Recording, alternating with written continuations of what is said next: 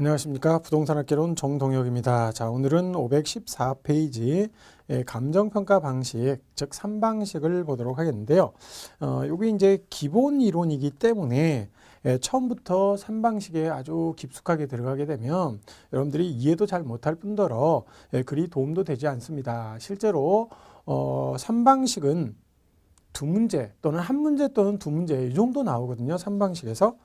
그래서 이쪽을 너무 열심히 하시는 것은 뭐 그리 도움은 안 된다라는 거죠. 그러니까 우리가 이제 합격하는 데 목적이 있기 때문에 뭐 아주 어려운 부분인데 이 부분을 시간을 많이 투여를 해가지고 그것을 뭐 반드시 내가 이걸 정복을 해야 되겠다 이런 자세로 공부하시는 건 바람직하지 못하다라는 것이죠. 그럼 이제 어떻게 해야 되겠는가? 일단 기본 이론 과정에서는 이것을 간단하게 3방식이란 이런 거다. 이러이러한 식으로 평가를 하는 거구나. 이 정도만 알아두셔도 충분하겠고요. 그리고 이제 시장가격 조정을 할 때 이런 정도 하는 거구나. 이런 정도 시장가격 조정과 그다음에 3방식의 기본적인 그런 개념 정도만 보자. 이렇게 이제 정리를 하시면 되겠어요. 자, 그래서 일단 514페이지 보시면 거기에 3방식의 개요가 나옵니다. 그래서 3방식이니까 세 가지 방식이고요. 그 다음에 516페이지를 보시면 거기에 이제 3방식의 개요 중에서 쭉 나오죠. 그래서 가격과 임료를 구하는 방식들이 나옵니다. 그래서 나오고요. 그리고 이제 관련 학파들이 나오는데요. 관련 학파들은 여러분들이 학파는 그냥 쪽파 형님이다. 이 정도만 알아두시고요. 뭐 모르셔도 돼요. 그래서 학파는 신경을 쓰지 말자. 이렇게 이제 정리를 하시고요. 그 다음에 거기 그 표에 원가 방식의 두 가지 가격과 임료를 구하는 거 있었고요. 그 다음에 비교 방식에 또 가격과 임료 있고, 그리고 이제 밑에 하나 더 있죠. 공시지가 기준법이라는 게 있어요. 이게 이제 뒤에 배우는 가격 공시제도에서 나오는 그 공시지가를 기준으로 하는 비교 방식 토지를 평가할 때는 이 공시지가 기준법이 되는 것이거든요. 주된 방식이에요. 그래서 이놈들은 이제 보시면 되겠고요. 그 다음에 수익 방식도 역시 가격과 임료 해가지고 총 세 가지 방식의 3방식의 7가지 방법이다. 그래서 7방법이라고도 얘기를 합니다. 원래는 이제 6방법이었었죠. 가격, 임료 그렇게 두 가지씩만 있었는데 비교 방식에 그 공시지가 기준법이 들어오면서 그 비교 방식의 세 가지 방법으로 나눠졌죠. 그러니까 이제 전체가 7가지 방법이다. 이렇게 이제 정리하시면 되겠어요. 자, 그럼 이제 한번 정리를 해보겠습니다. 자, 일단 이제 평가의 3방식이라고 얘기를 하는데요. 그러니까 세 가지 방식으로 하게 된다라는 거죠. 그래서 어떤 물건이 있으면 이 물건을 평가를 하는데 이렇게 세 가지 방식으로 평가를 해보자라는 것이죠. 그래서 첫 번째로는 원가 방식이 있어요. 원가 방식. 그리고 이제 두 번째가 비교 방식이 있겠고요. 그다음에 세 번째가 수익 방식이 있을 거예요. 그래서 이렇게 이제 세 가지 방식이 있는데요. 원가 방식은 요거는 그 비용성을 기초로 합니다. 그러니까 이제 어떤 물건의 가격을 결정하는데 그게 이 만드는데 원가가 얼마나 들어갔을까, 즉 비용이 얼마나 들어갔을까. 그래서 비용이 많이 들어간 것은 가격도 높게, 비용이 적게 들어가면 가격을 낮게 이렇게 평가하는 것이 바로 원가 방식이 되겠고요. 비교 방식은 뭐냐면 이거는 원가가 많이 들어갔다 그래서 시장에서 비싸게 팔리는 건 아니죠. 그래서 시장에서는 수요가 많으면 시장에서 가격이 올라갈 수밖에 없겠죠. 그래서 이제 효용이 소비자들한테 효용을 많이 주는 것이면 그걸 찾는 사람이 많을 것이고, 그러면 당연히 수요가 증가되고 수요가 증가되면 가격이 올라갈 것이다. 이런 것들이 이제 시장에서 그렇게 되겠고요. 그다음에 이제 공급이 너무 많아 버리면 이 수요가 많더라도 공급이 많아 버리면 수요와 공급의 조절에 의해서 다시 가격이 이렇게 떨어질 수 있다는 얘기죠. 그래서 시장에서 팔리는 가격, 즉 수요와 공급이 만나서 시장에서 가격이 형성이 되면 그런 가격, 즉 시장성을 기초로 해서 이 시장에서 팔리는 가격이 이 물건의 가격이야라고 평가하는 그런 것들이 이제 비교 방식이 되겠고요. 그다음에 수익 방식은요. 요거는 이 물건을 임대를 했을 때 거기서 이제 임대료 수입이 나오죠. 그 임대료 수입을 기초로 해서 가격을 결정하는 방식이 바로 수익 방식이죠. 그러니까 수익성을 기초로 한다라는 거죠. 즉 그 물건의 임대료가 1년에 1,000만 원 나오는 부동산이 있다. 그러면 그 1,000만 원을 환원이율, 뭐 이자율이나 이런 걸로 나눠주게 되면, 예를 들어서 이자율 10%라 그러면 1,000만 원의 임대료가 나온다. 그러면 이제 그것을 이자율 10% 나눠주면 그건 1억짜리 부동산이야. 2,000만 원 나오는 임대료가 있다. 그러면 1억보다는 좀 높게 평가를 해줘야 되겠죠. 0.1로 나누면 이건 2억이야. 이렇게. 그러니까 임대료가 많이 나오면, 즉 수익이 크게 나오면 가격도 높게 평가하고요. 수익이 적게 나오는 것은 가격을 낮게 평가하는, 이렇게 이제 세 가지 측면에서 가격을 구할 수가 있다. 즉 비용성이라는 측면, 시장성이라는 측면, 그리고 수익성이라는 측면에서 가격을 구하는데, 그게 이제 가격의 삼면성이라고 얘기를 합니다. 세 가지 측면에서 구한다. 그래서 그 삼면성에서 가격을 구한 가격을 각각 원가 방식으로 구한 가격이 예를 들어서 95원이다. 그 다음에 시장에서 비교 방식으로 거래 사례를 비교해 가지고 그것으로부터 구했더니 105원이 나왔다. 그 다음에 수익 방식으로 구한 가격이 예를 들어서 100원이 나왔다. 이렇게 이제 세 가지 측면에서 가격을 구해 봤더니, 이게 만약에 완전 경쟁 시장이라면 수요자 공급자들이 무수하게 많고요. 그 다음에 이게 상품의 동질성이 있는 물건들이 여러 개가 있고, 또 시장의 진출입이 자유롭고, 이렇다 그러면 비용성이나 시장성이나 수익성에서 각각 구한 가격이 사람들이 전부 완전 경쟁 시장에서 자유롭게 이 경제활동을 한다. 그랬을 때는 세 가지 측면의 가격이 모두 똑같다라는 것이죠. 똑같을 텐데 지금 부동산 시장은요, 수요도 상당히 제한적이고요. 또 공급도 상당히 제약성이 있는 것이죠. 그래서 진출입도 어렵고, 그러니까 이게 완전 경쟁 시장이 아니다. 이런 안전 경쟁 시장이 아니니까 시장에서 이게 각각 구한 가격들이 동일할 수가 없다. 그래서 각각 구한 가격들이 틀리다 이런 얘기죠. 그걸 무슨 가격이라냐면 시산가격이라고 얘기를 합니다. 시산가액. 그러니까 시산가액은요, 어떤 물건의 가액인데 그것이 시산이죠. 시산. 시는 뭐냐면 임시로, 산은 계산한 가격이요. 그러니까 임시로 계산한 가액이 시산가액이 되겠어요. 그러니까 3방식을 각각 적용해서 구한 가격이 우리가 이제 이 감정평가에서 구한 최종 가격은 아니다 이런 얘기죠. 그럼 이제 감정평가에서는 최종 가격을 무슨 가격을 구하려고 하느냐, 시장 가치를 구하려고 하는 게 최종 가치가 되겠죠. 그래서 이제 이게 목표예요. 그러니까 감정평가에서는 시장 가치를 구하려고 하는 게 목적이다라는 것이죠. 그래서 시장 가치를 구하려고 하는데요. 그때 중간 형태의 이런 가액이 있는데 그게 바로 시장 가액이에요. 그러니까 3방식을 각각 적용해서 구한 중간 형태의 가격이 시산 가액이고요. 이것을 적절히 조정을 하게 되면 그놈이 바로 시산 가액의 조정이 되겠다. 이렇게 이제 정리를 하시면 되겠죠. 그래서 이제 시산가액에 조정하는 방법을 우리가 이제 감정평가 규칙 12조에서 그 규정을 하고 있다라는 거예요. 그래서 517페이지 보시면 거기에 시산가액의 조정을 규정을 하고 있는데, 그때 이제 어떻게 규정하고 있느냐? 여기서 이제 각 그 물건별로, 이게 이제 물건인데요.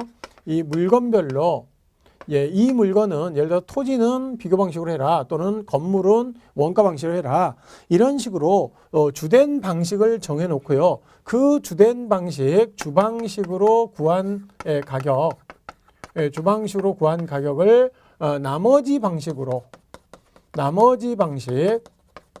그러니까 예를 들어서 주방식이 원가 방식이다. 건물 같은 건 원가 방식이 주방식이거든요. 그러면 나머지 방식이 비교 방식과 수익 방식이죠. 그래서 나머지 방식으로 그 합리성을 검토합니다. 검토해가지고 그래 합리적이야. 즉 비용성을 기초로 했더니 95원의 가격이 나왔어요. 원가 방식으로 구했더니 그랬더니 나머지 방식으로 이 95원이 적절한가 이걸 검토를 해봤어요. 그랬더니 나머지 방식 105원, 100원 얼추 비슷하죠. 95원이나. 그러면 이거 조정 끝 해가지고 이 가격을 주방식으로 구한 가격을 조정 끝해서 시장 가치로 본다 이런 얘기죠. 근데요, 요게 만약에 이런 것들이 시장 가치로 시장성을 구했더니 200원, 여기 수익성을 했더니 210원 이렇게 나왔어요. 자, 그러면 여기는 200원이고요, 여기 210원이 나왔어요. 그러면 이걸로 비교를 해봤더니 너무 차이가 많이 나죠. 30% 이상, 뭐 거의 2배 이상 차이가 나죠. 그러면 이런 것들은 합리성이 없다. 그렇게 판단이 되면 이제 이 주방식을 원가 방식으로 감정평가 규칙에서 자, 이 건물은 주방식을 원가 방식으로 해라. 이렇게 규정을 하고 있다 하더라도 주방식으로 구한 가격이 너무나 다른 방식과 차이가 많이 난다. 즉 50%, 100% 이렇게 차이가 난다. 그럼 이제 그때는 다시 조정을 해서 다른 방식으로 그 가격을 구할 수 있다라는 것이죠. 비록 이 건물이 원가 방식으로 규정이 돼 있다 하더라도 다른 방식으로 구할 수 있다. 이렇게 이제 정리가 되는 거죠. 이게 바로 시장가격의 조정이 되겠어요.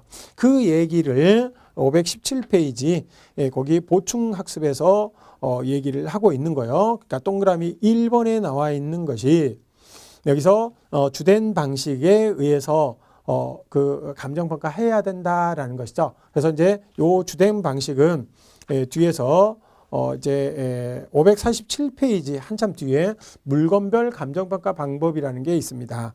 이것도 이제 상당히 중요하고요. 이게 이제 또 시험에 가끔 나와요. 그러니까 요 부분도 정리를 꼭 해두셔야 돼요. 암기를 해두셔야 돼요. 감정평가 규칙이니까요. 그래서 거기에서 주방식을 각각 감정평가 규칙에서 정해놨으니까 그 방식에 의해서 감정평가 하되 그때 다만 주된 방식을 적용하는 것이 곤란하다 또는 부적절하다. 그러니까 이렇게 검토를 해봤더니 맞으면 괜찮아 라고 하면 그걸 그대로 시장 가치로 쓰되 이게 이거 너무나 합리적이지 못해. 그러면 다른 방식을 적용해서 구할 수 있다라는 거죠. 그 말을 하고 있는 겁니다. 그래서 그게 동그라미 2번에 나와 있죠. 그래서 다만 동그라미 2번의 뒤 그 단서 조항을 보면요. 대상 물건의 특성 등으로 인해서 다른 그러니까 다른 방식으로 그 산출해 해야 되는데 대상 물건의 특성으로 인해서 다른 감정평가 방법을 적용하기 곤란하거나 또는 불필요한 경우에는 그렇지 않는 것이고요. 그래서 그렇게 되는 것이고 그 다음에 동그라미 3번에 보시면 합리성이 없다라고 판단이 될 때는 어떻게 하냐. 그러면 주된 방식 및 다른 평가 방법으로 산출한 시장가액을 조정해서 결정할 수 있다. 이렇게 돼 있죠. 그러니까 요 놈이 합리성이 있으면 요걸 그대로 갖다 쓰고 없으면 이게 다시 이 주된 방식과 다른 방식으로 구한 가격을 조정을 하거나 또는 다른 방식을 적용해서 구할 수 있다. 이렇게 이제 정리를 하시면 되겠네요. 자, 이렇게 시산가격의 조정은 시험제로 요거는 잘 나옵니다. 요건 꼭 잘 알아두시고요. 자, 그 다음에 우리가 이제 원가 방식 하면 여기 이제 3방식에서 이게 3방식은 원가 방식과 그 다음에 비교 방식, 그 다음에 수익 방식 이렇게 세 가지 방식으로 나눠지는데 그때 이제 3방식이 있고요. 요거는 이렇게 돼 있고 그다음에 이제 각각 가격과 임료를 구하는 각각 두 가지 방법들로 나눠집니다. 그러니까 가격을 구하는 거, 임료를 구하는 거 이렇게 두 가지 방법들이 있겠죠. 그러면 이걸 방법이라고 얘기를 해요. 6방법 또는 7방법이라고 얘기를 하는데요. 요게 원가 방식으로 가격을 구한다 그러면 원가법이라고 얘기를 합니다. 이름들도 좀 기억을 해 두셔야 되겠어요. 이게 이제 516페이지에 나와 있어요. 원가법. 그리고 이제 임료는요. 임료는 적산법이라고 얘기를 합니다. 적산법. 임료를 구할 때. 그다음에 비교 방식은요. 가격을 구하는 거하고 임료를 구하는 거하고 두 가지가 있는데요. 요거는 가격을 구할 때는 거래 사례 비교법 이렇게 얘기하겠죠. 거래 사례 비교 법이 되겠고요. 요건 이제 임대 사례 비교법이죠. 그래서 이놈은 임대 사례를 비교한다 이런 얘기죠. 그런데요.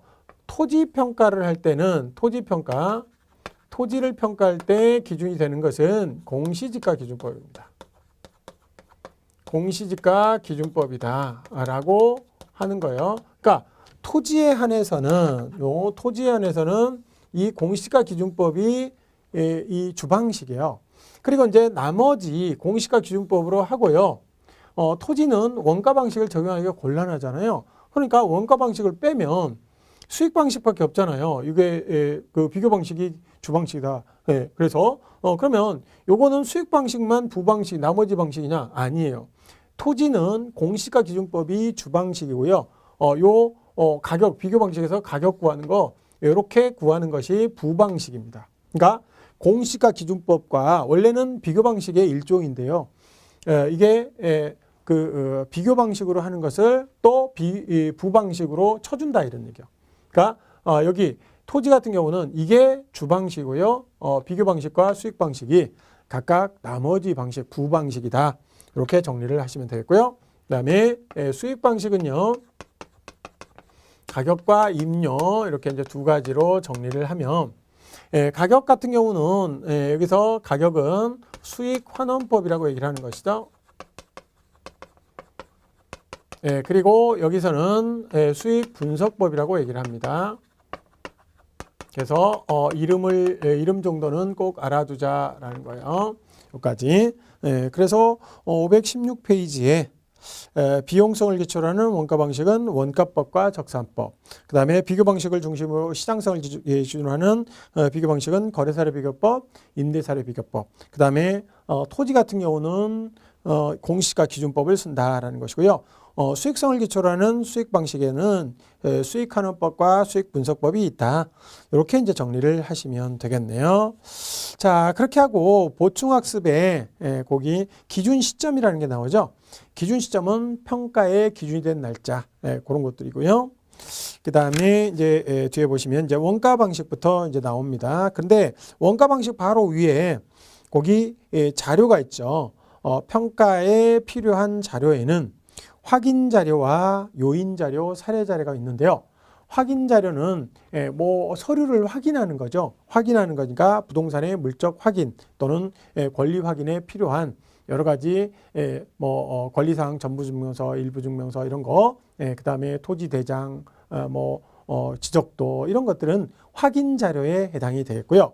그 다음에 요인 자료는요, 가치 형성 요인 이런 거에 필요한 연관된 자료가 되겠고요. 그 다음에 사례 자료는 거래 사례나 임대 사례, 수익 사례, 건축 사례 어떤 사례의 자료다. 그러니까 여기서는 확인 자료가 뭐냐 이게 좀 어려워요. 확인 자료가 뭐지? 이렇게 나오는데요. 나머지 사례 자료나 요인 자료는 그대로 이름대로 그대로 가는 거예요. 요인 자료는 가치 형성 요인 그거에 대한 자료고요. 그다음에 사례 자료는 무슨 뭐 거래 사례, 임대 사례, 뭐 이런 건축 사례, 수익 사례 이런 사례이기 때문에 이런 것도 잘 안 나오는데 확인 자료가 뭐냐? 이런 것들은 가끔 문제의 지문으로 뜰 수 있어요. 그러니까 확인 자료는 당연히 부동산의 물적 확인이나 권리의 확인을 위해서 필요한 자료다. 이렇게 정리를 하시면 되겠네요. 그거 하나는 좀 기억을 하시면 되겠죠. 자, 그 다음에 원가 방식과 비교 방식과 그리고 수익 방식 세 가지를 간단하게 정리를 해봅니다. 자, 원가 방식, 즉 원가법이라는 것은 가격을 어떻게 구하냐? 비용성을 기초로 가격을 구하는 거예요. 그래서 요 놈은요, 이렇게 하는 것이죠. 자, 어떤 부동산이 이렇게 있는데요. 이 부동산의 가격을 평가해라. 근데 요 부동산이 한 10년 됐어. 그래서 이놈 부동산이 지금 조금 낡았다 이런 얘기죠. 그래서 낡았는데 요 부동산을 평가하라라고 하면 어떻게 평가하냐면 이렇게 평가를 합니다. 자, 일단 이 부동산하고 똑같이 새로 건물을 만들면 기준 시점, 평가에 되는 평가의 기준이 되는 날짜인 기준 시점에서 이 부동산과 똑같이 이 물건을 만들 때 들어가는 원가를 계산하는 거예요. 그게 바로 재조달 원가라는 거예요. 재조달 원가 이놈을 계산해 가지고 여기에서 자, 요거는 지금 10년 된 건물이죠. 10년 된 건물이요. 10년이 전에 지은 건물. 그러니까 10년 된 건물이니까 조금 낡았겠죠. 낡았는데 요거는 새 건물이야. 새 건물. 새 건물이니까 요게 새 건물이 훨씬 더 가격이 높게 나가겠죠. 그러니까 원가를 계산해서 요 새 건물이 예를 들어서 100원이다. 그러면 요 가격이 얼마냐라는 것이죠. 이 10년 된 건물이 얼마냐. 새 건물이 100원인데요. 그러면 새 건물에서 뭘 빼야 될까요? 이렇게 낡은 부분을 빼야 되겠죠. 매년 뭐 1원씩 까진다. 1원씩 까진다. 그러면 10년이면 10원이 까질 거예요. 그래서 10원을 빼게 되면 요 놈은 90원짜리야. 만약에 이게 20년 된 건물이다. 그러면 요거 20원, 매년 1원씩 뺀다 그랬으니까 20원을 빼가지고 이건 80원짜리야. 이렇게 계산하는 거예요. 그래서 이게 재조달 원가고요. 요거는 뭐냐? 요게 바로 감가 누계액이에요. 그러니까 1년에 1원씩 빼면 감가 누계액은 10년이니까 1원 곱하기 10년. 만약에 20년 됐다. 그러면 1원 곱하기 20년 해가지고 감가 누계액이 나오는 것이죠. 그러니까 100원에서 10원을 빼게 되면 요놈은 90원짜리다. 이렇게 평가를 하는 거죠. 그래서 요게 원가법이에요. 그래서 이렇게 구한 가격을 우리는 복성 가격이라고 얘기를 합니다. 복성 가격이라고 얘기를 하고 요놈을 우리는 재조달 원가라고 하고 요놈을 감가 누계액이라고 하는 것이죠. 그래서 이제 기본적으로 원가법의 기본 구조는 그렇다 이런 얘기죠. 그래서 이제 어떤 물건의 평가를 하는 데 있어서 그 물건의 가격은 얼마냐? 라고 하게 되면 그 물건의 가격은 그 물건을 기준 시점 현재 새로 만들면 가격이 얼마냐? 이걸 먼저 생산비를 먼저 생각하는 거죠. 그래서 이게 높으면 이 재조달 원가 즉 생산비가 높으면 당연히 복선 가격도 높게 나오겠죠. 만약에 100원이 아니라 200원이다. 그러면 이거 10원 빼더라도 190원 이렇게 할 거야. 아니에요. 그래서 원가, 즉 비용성에 따라서 이 가격이 결정이 된다라는 거죠. 그 물건의 이 비용, 즉 원가에 따라서 비용성이 가격을 결정하는 것이죠. 자, 그리고 요거에서 이제 감가 누계액만 이제 빼면 그것이 바로 복선 가격이 된다. 이게 원가 방식이에요. 그러니까 원가 방식은 당연히 비용성을 기초로 하죠. 그러니까 이제 비용, 감가가 되는 이런 것들, 그런 물건들을 평가하겠죠. 그러니까 건물이든 뭐 기계류든 동산이든 뭐 이런 것들이 원가법으로 이 평가할 수 있는 그런 것이 되겠어요. 자, 두 번째로는 비교 방식입니다. 비교 방식은요, 이것은 이제 뭐라고 하냐면 거래 사례 비교법이에요. 거래 사례를 가지고 그 비교하는 것이죠. 거래 사례 비교법. 그러니까 얘는 이제 거래 사례를 먼저 사례를 수집을 하는 거죠. 사례를 수집해 가지고 그 사례를 정상화시켜서 나하고 비교하는 거예요. 그러니까 대상 부동산을 평가하는데 요거는 대상 부동산 자체에서 그 대상 부동산 자체에서 가격을 이런 물건과 똑같이 짓는데 원가가 얼마 들어갈까? 그 감가 얼마 됐을까? 그러면 이 부동산 자체에서 구하는 거예요. 그 물건 자체에서 구하는 것인데 요 놈은요 그 물건 자체에서 못 구해. 그 물건 자체에서 구하기가 좀 힘들 때 그럴 때는 시장에서 나하고 비슷한 놈들이 가격이 얼마에 팔리는가 이 사례를 조사를 하는 거죠. 그래서 대상 부동산이 이렇게 있으면 나하고 비슷한 놈들이 얼마에 팔렸는가 그 사례를 한 서너 가지를 뭐 이렇게 조사를 하는 거죠. 그래서 이게 가격이 각각 얼마에 팔렸는지를 가지고 내 가격을 유추를 하는 거예요. 왜 그러냐면 나하고 비슷하다는 얘기는 여러 가지 개별 요인이나 이 지역 요인이 비슷하다. 그런 것들은 가격도 비슷하다라는 얘기가 있죠. 그래서 그게 뭐냐면 대체 원칙이에요. 가격 원칙 중에서. 그러니까 대체 원칙은요. 서로 성능, 효능, 기능 이런 것들이 비슷하면 가격도 유사하다라는 게 바로 대체 원칙이잖아요. 그러니까 나하고 비슷한 놈들이 얼마에 거래가 됐는가 이것을 조사를 하게 되면 내 가격을 유추할 수 있다는 거죠. 그래서 이게 바로 비교 방식이에요. 그래서 거래사례 비교법인데요. 거래사례 비교법은 어떻게 하냐면 먼저 사례를 수집합니다. 자, 사례를 수집하는데요. 이때 사례를 전혀 내 거하고 관련이 없는 사례를 수집하면 안 되겠죠. 이 사례 수집에 기준이 있습니다. 그럼 이제 이거는 이제 위치가 유사하고요. 물적으로 유사하고 그 다음에 사정 보정이나 시점 수정을 할 수 있는 요 네 가지 즉 위치의 유사성, 물적 유사성, 사정 보정 가능성, 시점 수정 가능성 요 네 가지 것을 모두 있는 사례를 고르는 거죠. 그래서 이제 우리 교재로 보면 비교 방식이 나오는데요. 여기에 527페이지에 거기에 양괄호 2번에 거래 사례 선택 기준이라고 나오죠. 거기에 첫 번째 사정 보정 가능성, 그다음에 시점 수정 가능성, 즉 시간의 유사성이죠. 그다음에 위치의 유사성, 물적 유사성 이런 네 가지 기준을 가지고 이런 사례들, 이 네 가지 기준을 모두 만족하는 그런 사례를 이렇게 고르는 거죠. 그러니까 골라서 그 사례를 고르게 되면 이제 가격이 예를 들어서 이거는 9억에 거래가 됐고 이거는 10억에 거래가 됐고 이거는 뭐 9억 5천에 거래가 됐다. 그럼 이제 이 가격들이 과연 이 사례를 수집했는데 그 사례가 정상화가 아직 안 된 사례죠. 특별한 동기나 사정이 개입돼 있고 또 여러 가지 시점이 틀리고 이러니까 이거를 사례를 정상화하는 작업을 해야 되겠죠. 그래서 사례를 정상화한다. 그러면 사례를 수집해 가지고 사례를 정상화한다라는 얘기는 이때 이제 사례를 정상화한다는 작업은 두 가지가 있어요. 하나는 사례 정상화하는 작업이 첫 번째로는 사정 보정하는 게 있죠. 사정을 보정하는 거예요. 그 다음에 시점을 수정하는 거죠. 그래서 이렇게 두 가지. 사정 보정하는 것은 뭐냐? 이것은 특별한 동기나 사정이 개입된 가격을 정상적인 거래 가격으로 바꿔주는 거죠. 그러니까 여기서 거래를 할 때 9억에 이제 거래가 됐는데 그것이 이때 급매로 인해서 9억에 팔았다. 그 당시 시세보다 한 10%가 싸게 팔았다. 그러면 이게 10억이 되는 거예요. 정상적인 가격으로 사정 보정하게 되면 그렇죠?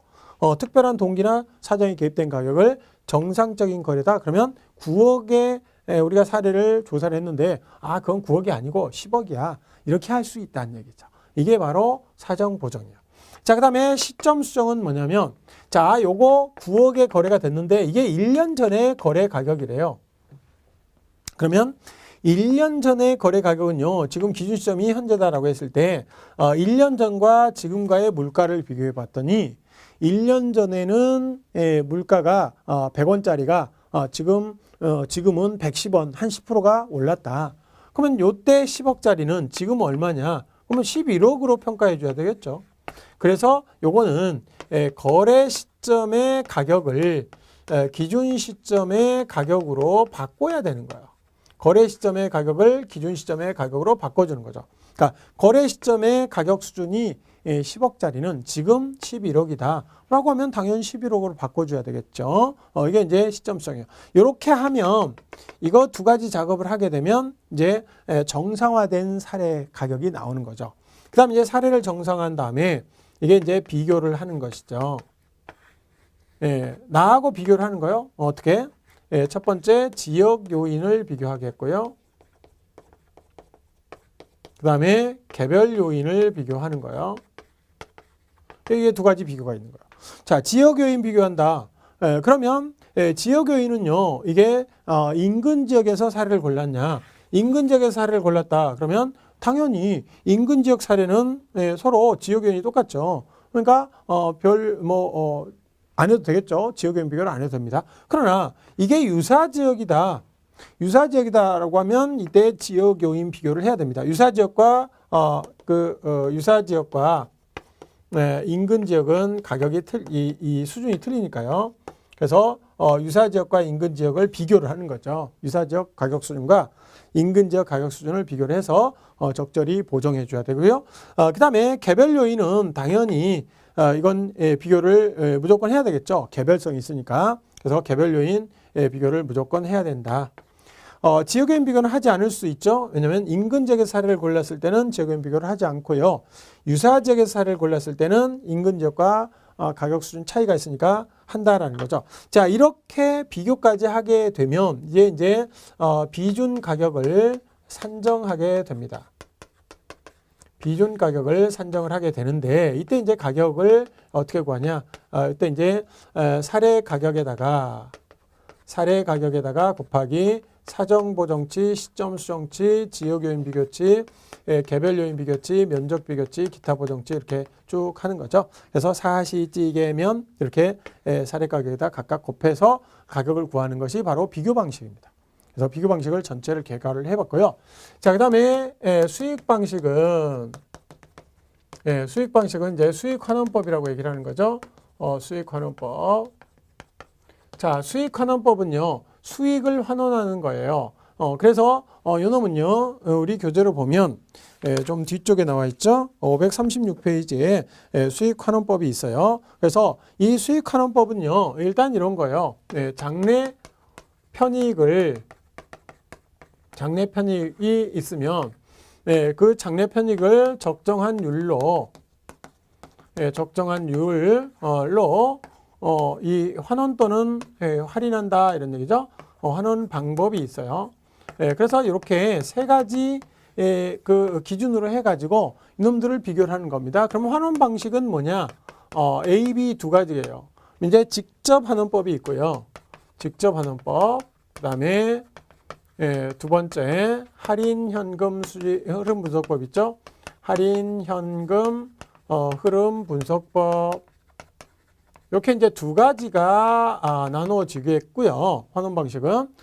그리고 장래 편익도 이제 A, B에 따라서 즉 직접 환원법은 장래 편익이 뭐냐? 이거는 순이익입니다. 순이익 즉 순영업소득을 이 수익으로 잡는 거죠. 그러니까 순영업소득이라는 것은 결국 임대료 수익으로부터 경비를 빼게 되면 그게 순영업소득이잖아요. 그러니까 어떤 부동산의 임대 수익이 나오면 거기서 이제 순영업소득을 계산하는 거죠. 그래서 이제 직접 환원법은 이렇게 이제 순이익을 적정한 유리인 환원이율로서 직접 환원을 해서 가격을 구한다. 그러니까 P는 순이익을 뭘로 할인해요? 환원율로 직접 환원율이 R이라 그러면 R로 직접 환원을 해서 PR하면 순이익 나온다요. 그래서 이렇게 가격을 구하는 거죠. 이렇게 직접 환원한다. 그래서 직접 환원법이에요. 자, 할인 현금 흐름 분석법은 현금 흐름을 할인해서 분석하는 거죠. 그러니까 현금 흐름이 미래 현금 흐름이 이렇게 발생을 하죠. 내가 부동산을 사게 되면 미래 현금 흐름이 발생할 거예요.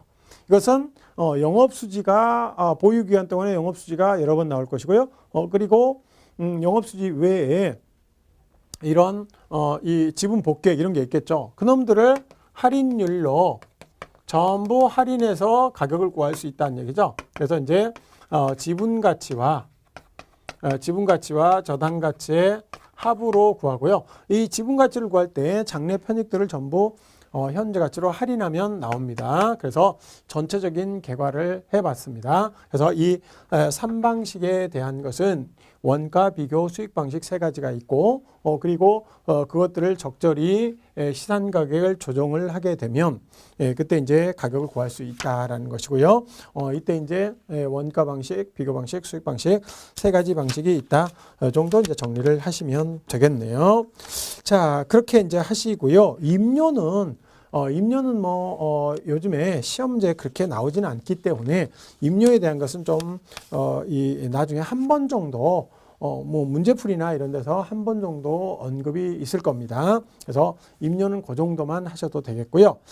수익 가격들, 그러니까 3방식에서 한두 문제가 출제가 돼요. 근데 보시다시피 굉장히 어려워요. 개념 자체들이.